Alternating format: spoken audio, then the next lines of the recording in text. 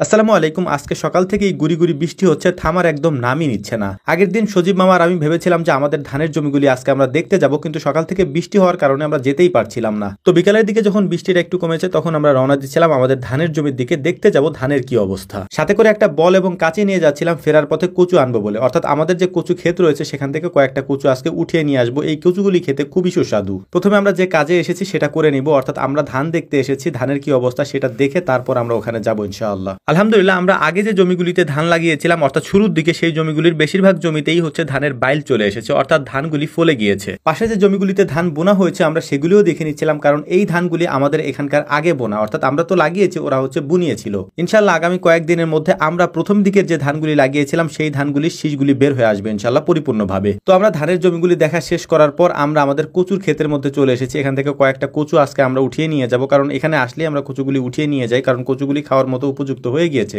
আগেরবার যখন কচুগুলিকে আমরা উঠিয়েছিলাম তখনকার পানিতে তেমন একটা চুলকায় নাই, কিন্তু আজকে যখন আমরা এখানে নেমেছি প্রচুর পরিমাণে আমাদের চুলকাচ্ছিল। তো মানে প্রথমে যখন নেমেছি তখন চুলকায় নাই, কিন্তু যখন আমরা আমাদের কাজগুলি একেবারে শেষ প্রান্তে নিয়ে এসেছিলাম তখন এত বেশি পরিমাণে চুলকাচ্ছিল যেটা আসলে ভাষায় প্রকাশ করার মতো না। এরপরে আবহাওয়া যেহেতু একটু স্যাঁতস্যাঁতে, তাই চুলকানোর সম্ভাবনা একটু বেশি ছিল। আমরা আগেই জানতাম যে হয়তো চুলকাতে পারে, কিন্তু এত বেশি পরিমাণে চুলকাবে এটা আসলে ভাবতে পারিনি। তো যাই হোক, আলহামদুলিল্লাহ বেশ কয়েকটা কচু আমরা উঠিয়ে নিচ্ছিলাম এখান থেকে। কচুগুলিকে আমরা চেক করে নিচ্ছিলাম যে কোন কচুগুলি বড়, সেই কচুগুলিকে আমরা এখান থেকে উঠাচ্ছিলাম। এখন যে ফলটা আমার হাতে দেখতে পাচ্ছেন এই ফলটা শাপলা ফুলের ফল। এই ফল আমরা ছোটবেলা খেতাম, তাই পরীক্ষা করছিলাম যে আগের মতো আছে কিনা বা খাওয়া যায় কিনা। কচুগুলির পাশাপাশি আমরা বেশ কিছু কচুর লতিও তুলে নিচ্ছিলাম। এই জায়গাটা মূলত হচ্ছে ফাঁকা থাকে, এরকম মানে পানি এসে ভরে যায় বর্ষার সময়, এই কারণেই মূলত এখানে আমরা কচু লাগিয়েছিলাম যাতে জায়গাটা পতিত না থাকে। আলহামদুলিল্লাহ বেশ কয়েকটা কচু আমরা উঠিয়েছি, কিন্তু আস্তে আস্তে করে চুলকানিটা বাড়তেছিল, অর্থাৎ পানিটা যেহেতু একেবারে পচে গিয়েছে এখন, কারণ পানি একেবারে কম, যে কারণে পানির অবস্থা তেমন একটা ভালো না, এই কারণেই চুলকাচ্ছিল আর কি। তো আমরা তাড়াতাড়ি করে ওখান থেকে উঠে যাওয়ার জন্য প্রস্তুতি নিয়েছি, কারণ এত চুলকানির মধ্যে এখানে থাকা সম্ভব না। যে কচুগুলি আমরা উঠিয়েছি সেই কচুগুলিকে সুন্দর করে এখান থেকে বেঁধে আমরা উপরে নিয়ে যাচ্ছিলাম। উপরে নিয়ে যদি সময় পাই, অর্থাৎ যদি আমাদের শরীরে কুলায়, তাহলে এগুলোকে বেছে সুন্দর করে এখান থেকে নিয়ে যাব।